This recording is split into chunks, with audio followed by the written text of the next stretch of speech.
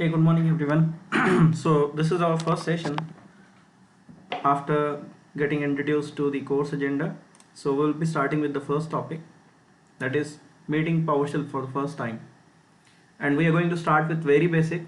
So, if few of you might already know what we are going to cover today, you can just ignore it or you can just be patient.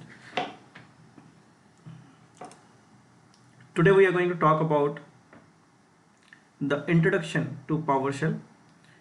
As part of this, we will talk about two different flavors of PowerShell which are available, that is console and ISE. These are two different environments which are available in PowerShell, and there are certain features like tab completion and IntelliSense. We will talk about what are those features. Then we will talk about why it is important to run PowerShell as an administrator. What happens when you don't run PowerShell as an administrator? Then we'll talk about how to check the PowerShell version and the architecture of PowerShell. So let's begin with the introduction to PowerShell. Let me close PowerShell window, which is already there. So when you want to start PowerShell, you can click on start button and start typing PowerShell. It will show you, usually it will show you 4 results. And these 2 results without having x86, these are for 64-bit of PowerShell, and where you see x86, these are 32-bit versions of PowerShell, and where you see PowerShell with the name as Windows PowerShell, that is the console version of PowerShell, and where you see Windows PowerShell ISE, that is ISE, integrated scripting environment of PowerShell. These are two different flavors. So I recommend everyone to pin this to taskbar, not the console one, the ISE one, which I already done that. Do right click on the shortcut and run as administrator. This opens the PowerShell console. You can ignore this line, profile script executed successfully, because we have not yet discussed about profile scripts. We will explain later in detail. We'll see what is profile scripts. But on your computer you will not see this line when you start PowerShell. Now, since I have already pinned it to taskbar, I will start ISE from taskbar.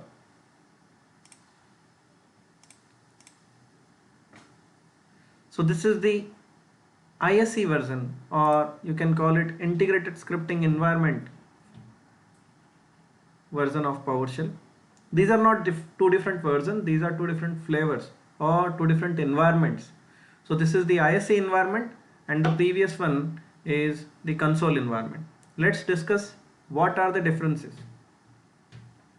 Then we will decide which one we will prefer throughout the session, or even for your day-to-day use, which one should you prefer. First, discuss about the common feature. So this is the console version of PowerShell, where if you want to type a command, this is like a traditional DOS command, but this is not the DOS command prompt. This is PowerShell command prompt. Here you will not find any GUI. This is plain text command prompt. Here you will not find any text editor, which is embedded in ISE. In ISE you will find, when you start ISE for the first time, the look will be something like this. It will look like this. You will find a commands pane on the right hand side. This is called the scripting pane, and this is called the command prompt. This is commands add-on, this is command pane. Okay, now to get more space for working, you can close this commands add-on, because we will not use it on a regular basis.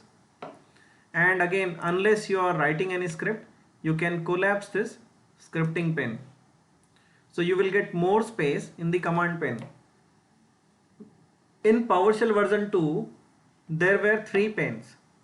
There was one scripting pane, there was one output pane, and the third pane was the command pane. So what used to happen earlier, PowerShell version 2 and version 1 used to have a common space to see the output of your commands and your script. So when you run a command from the command pane, you will not see the output below the command. You will see there was a window, output window, in between the scripting pane and command pane. There was one output window in which it will show the output of the commands and scripts. But now, starting with PowerShell version 3 onwards, there is no separate output pane. The command pane itself will be used for showing the output of the commands.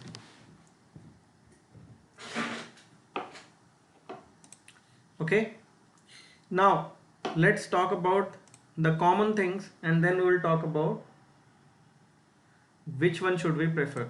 Now in whether it is command pane or it is scripting pane, whether it is console or ISC, there is a feature called tab completion. What is the meaning of tab completion? When you are typing a command, there is a PowerShell command called get-service. When you are typing the command, when you type the command partially and hit tab, it will auto-complete that command. This is called tab completion. This will give you a list of all the services. Now, this works for the command name as well as in some cases it will work for parameter names and their values also. So suppose if I want to get the details of one particular service where the service name is bits, so I will give -n tab, so it will auto complete the parameter to the name parameter completely. Now there is a service called bits. If I want to get that service, I just need to type bi tab, it will auto complete it to bits, unless there is any other service which begins with bi. So it will start auto completion in alphabetical order. I will show you what I mean. When I type get-se, now there are other commands which begins with se. But when I type ser, there is only one command that begins with ser. Now when you type get-se tab, it will show you the first command that begins with get-se. And when you type tab, when you hit tab again, it will show you the next command that begins with get-se, and it will show this in alphabetical order. Now comes get service. Now if you keep hitting tab, it will go rotating with the same commands which begins with se. Any questions about this tab completion? But there are certain parameters like computer name where it has worked for the computer name. When I typed co tab, it has auto completed that parameter to computer name. Just one second, Suresh is inquiring.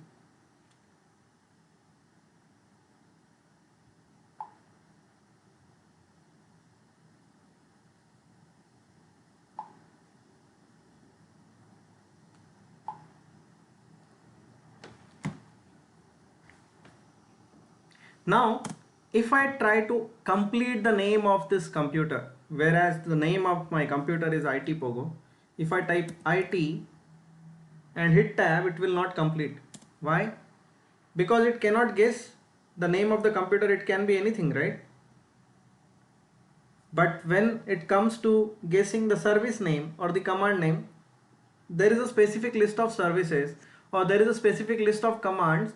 So PowerShell can find out from that list what could be the auto-completed name of the service or the command, right? So here it cannot guess what could be the name of the computer. It could be anything because It is not necessary that we are talking about the local computer.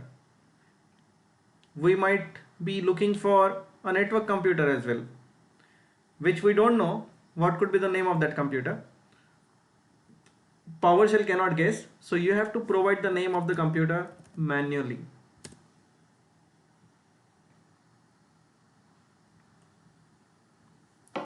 Okay, now this is called tab completion feature, which is available in ISE and console both. Now here let us see how that tab completion works. When I type get hyphen, the moment I hit hyphen, you see it is showing me list of all the commands which begins with get hyphen. Now here if I type SE, it is showing me all the commands where these two characters SE are available after the hyphen.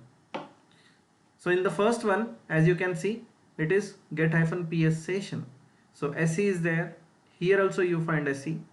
Here somewhere you will find SE. Yeah, here setting. But the cursor will be taken to the first match automatically. First exact match. Now the moment I type SER, it is taking the pointer automatically on the get hyphen service, because that is the first command which begins with get hyphen ser. But remaining commands, if you check, it does not begin with get hyphen ser, but it has get hyphen in the common and ser is somewhere in the second part of the command after hyphen. Like here, DNS client server, SCR is there. Here also SCR, user, SCR. Got it? So you can hit tab or hit enter to select that. The moment you hit hyphen again, it will show you. This is called IntelliSense. It will show you the IntelliSense, where it will show you the suggestions, what parameters are available for you to choose from.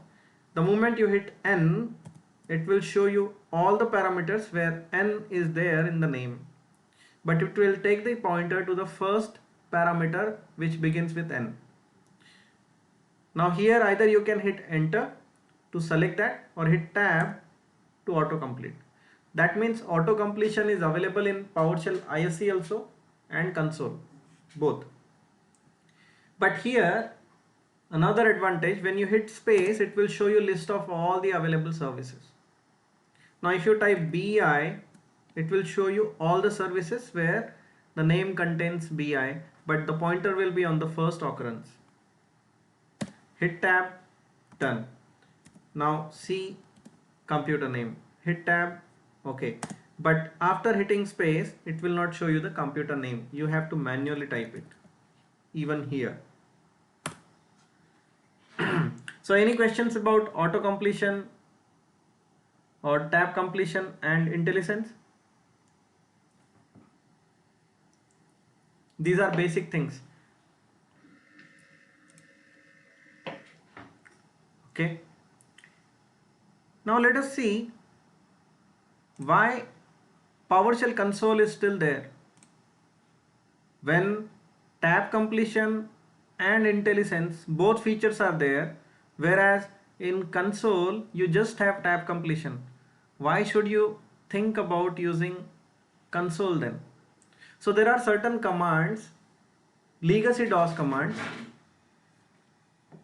which will not work in PowerShell ISE. If within your script you are planning to, or within your use, you are planning to use any of those commands like NSLOOKUP, what happens when you give NSLOOKUP? It will change the command prompt, which is not allowed in ISE, but it works in console. NSLOOKUP stands for name server lookup. Here when you give google.com, it will show you the corresponding IP addresses of google.com. This works only in console. So this is not the only thing which does not work in ISE. Let me show you. if you want to find the list of all the commands which does not work in ISE, all those commands are called interactive console applications.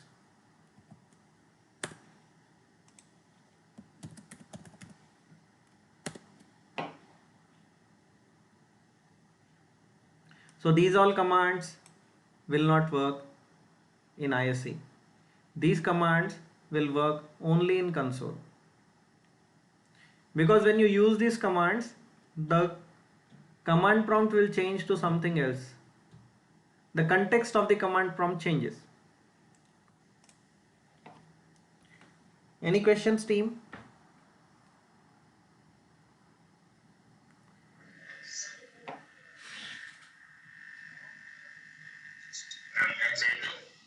Yeah, hi Suresh. Yeah, no issues. Hey, who is asking the question? Yeah, Kiran, your voice is low and there is a lot of disturbance.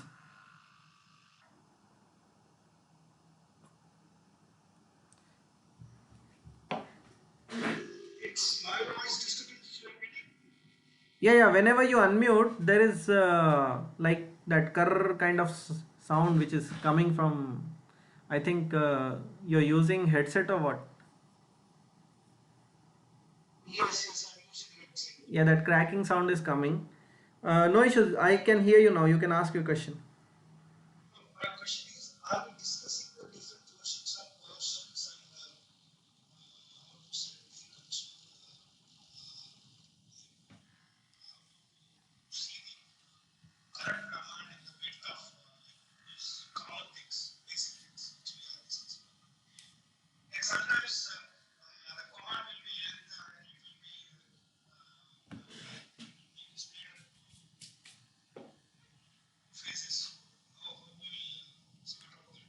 Yeah, we will discuss that. Yeah, don't worry, we will discuss that. After completion of this topic, if you think that we have missed out something, then you can ask. Yeah, I'm just asking whatever is completed so far in the discussion, do you have any doubts regarding that? Okay. If not, let's move to the next discussion, that is which one should you prefer? Now, unless you have a requirement where you have to use any of these commands like WMIC, NetSH, diskpart or anything like that, you don't need to use console. You can stick to ISE.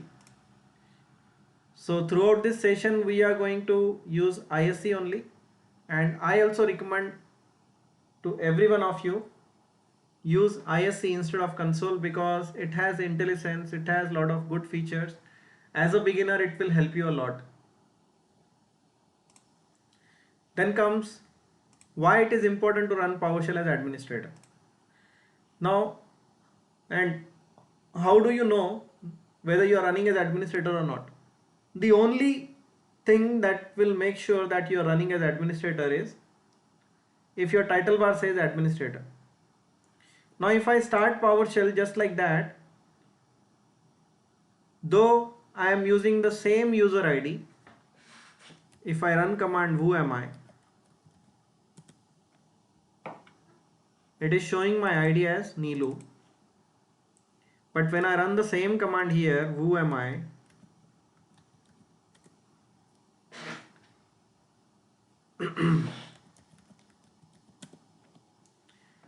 here as well,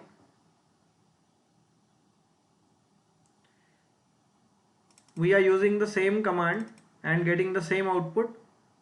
We are using the same user account. But here we have opened PowerShell by doing a right click and running as administrator.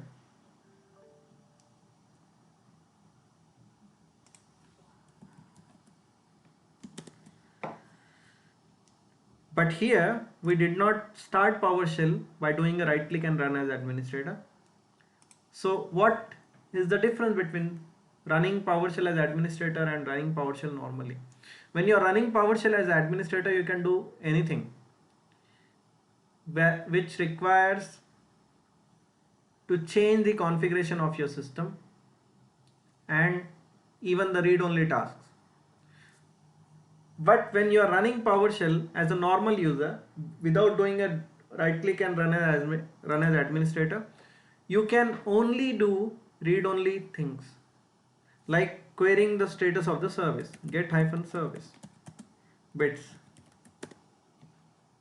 I am able to query the status.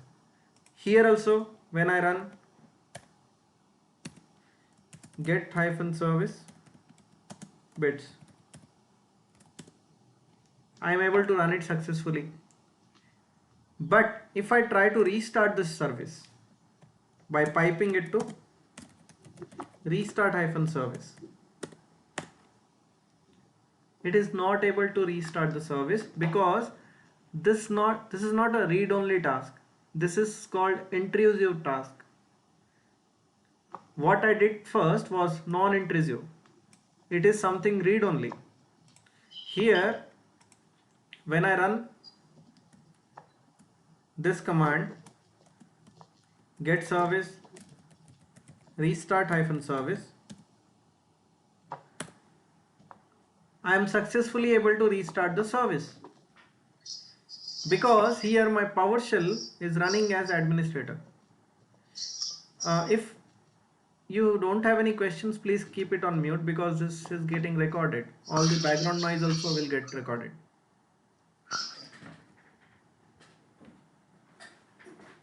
Thank you. Okay, so that's why running PowerShell as administrator is important. Now, if you are sure that you don't have to do anything intrusive, anything which can make changes to this computer, if you want to just do read-only commands like getting the status of services, processes, or getting the details about your computer, you can always run PowerShell as non-administrator. But whenever you have to make some changes like killing a process, restarting a service, or changing the configuration of your computer, you should be running as administrator. So it is also, in a way, it is safe when you are logging onto a server and you don't want to mess with the server by accidentally making some changes. You can start PowerShell as administrator. Normally you can start PowerShell. But when you are sure that you are on the server for making some changes, then only you should run it as administrator. Okay, now let's talk about the PowerShell versions and architecture. Now let me brief you about PowerShell versions. PowerShell was started with version 1 where there was very limited functionalities. Then version 2 came into picture with ISE, but the CLR, there is something called as CLR, command line runtime environment, the command interpreter, which is the engine which will understand the commands given by you. So that engine for PowerShell 1 and 2 was same. It was using the same CLR. But starting with PowerShell version 3, there was a major change and they have introduced a new CLR, a new command interpretation engine, and due to that the look and feel of PowerShell was changed drastically with PowerShell version 3 onwards. And there are a lot of commands which are, or commands or the functionalities which are available in PowerShell version 3 onwards will not work in PowerShell version 1 and 2. There are certain operators, there are certain keywords, there are certain commands which are not available in PowerShell version 1 and 2. So why does it matter? When you are writing a script and you know that the script is going to hit some servers like Windows Server 2008 is having PowerShell version 2. Prior to that, PowerShell version 1 was not part of any operating system. You have to install it separately when it was first introduced. Now PowerShell version 2 was part of Windows Server 2008 and Windows 7. Starting with Windows 7 SP1, PowerShell version 3 has become part of operating system, and Windows Server 2008 R2 will also come with PowerShell version 3. PowerShell version 5 is now the default version on Windows 10 and all new operating systems. Now if we talk about the differences, PowerShell version 3 onwards, the current ISC environment that you see was introduced, and there was two new features which were introduced in PowerShell, which were the major changes. In PowerShell version 4 there was something called as workflows which was introduced, and PowerShell version 5 was having the feature of complete object orientation, that is classes and DSC. All these things were fully implemented in PowerShell version 5 onwards. So we will see these features later in detail. Currently we are just having a glimpse of the differences between these versions. So I recommend every one of you, please download and install PowerShell version 5.1. Now the question is how to check the version. The command is get-host. It will tell you what is the version of PowerShell that you are using. But if you want to find out the version about the engine, the CLR, you can run $ps version table. This is a built-in variable which will give you details about what is the CLR version, what is the build version, as well as PowerShell version and the edition. This is the desktop edition. When you log into server side, you will find server side editions. When you log into Nano server, you will find core edition. So there are multiple editions with few differences. In core edition, you will not have any GUI functionalities, or there will be limited support to some extra features in core edition. But when you look at the CLR version of PowerShell version 3, 4 and 5, it will show you the same CLR version. But when you start PowerShell version 1 and 2, it will show you a different CLR version. Now the question is, how do you start PowerShell of previous versions? When you install the latest version of PowerShell, you still have the old version of PowerShell available on your computer. From command prompt, it's thinking. Okay, from command prompt you can type PowerShell version 2.0. Now no matter whether you start PowerShell version 1 or 2, you will get the same CLR $ps version table. So this is version 2. And what are the compatible versions? 1 and 2 will use the same CLR when you run get-host.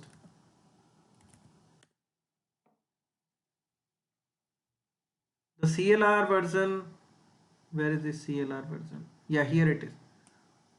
This is the CLR version. So even if you start by giving command PowerShell version 1, because the CLR is same, it will open the latest version from that CLR, which is version 2.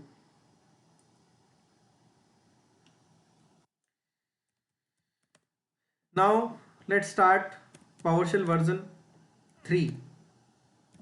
Now if I start 3, as I said, because PowerShell version 3 and 4 and 5 all uses the same CLR, if you use get-host, you will find it is still opening PowerShell version 5, which is the latest version from that CLR.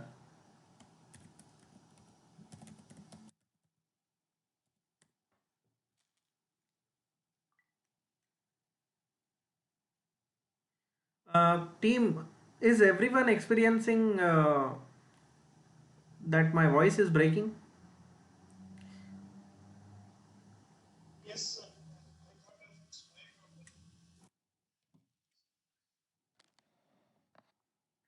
Okay.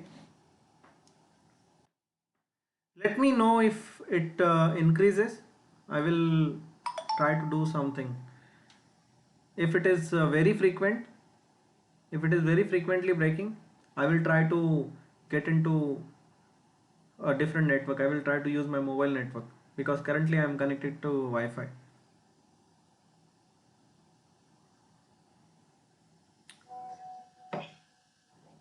Okay.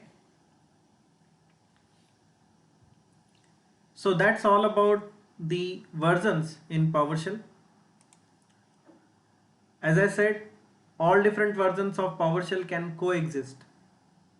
That means you can have PowerShell latest version, at the same time you can get into the previous versions of PowerShell. Now let's talk about the architecture. So why should you worry about the architecture? Because when you are using PowerShell on different versions of Windows, like when you are using PowerShell on 64-bit operating system platform as well as 32-bit operating system platform. So there are few things which will not work on 32-bit if your script is developed on 64-bit, because there are certain registry keys which are different for 32-bit operating systems and for 64-bit operating systems. So when we will get into the scripting part, that time you will realize if you are developing a script and you know that your script is going to hit, it may hit a 32-bit operating system as well as 64-bit. So within your script you need to understand, or you need to find out which operating system architecture you are connected to. So for checking that, there is a commandlet or a function which is available from .NET, that is intptr :size, and this will give you the architecture in bytes, but we need it in bits, so we have to multiply it by 8. So this will give you 64. So this is just some information that you should know how to find the architecture. And this is not the architecture of PowerShell as such. This is the architecture of your computer. When you right click on your computer properties, this is the operating system architecture, the processor architecture. In some cases it matters, not everywhere. Most of the commands which are available in 64-bit are common in 32-bit also, and everything that works in 32-bit will definitely work in 64-bit. So that's all about the architecture, version, and different flavors of PowerShell. So we have discussed the introduction to PowerShell, what are the tab completion and IntelliSense features, why it is important to run PowerShell as administrator, and how to check the version and architecture of PowerShell. Any questions before we wrap up this topic?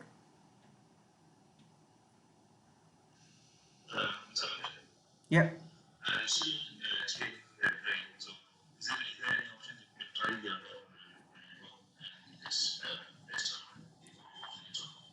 Yeah, okay. I'll do that. Yeah. Let me stop the recording.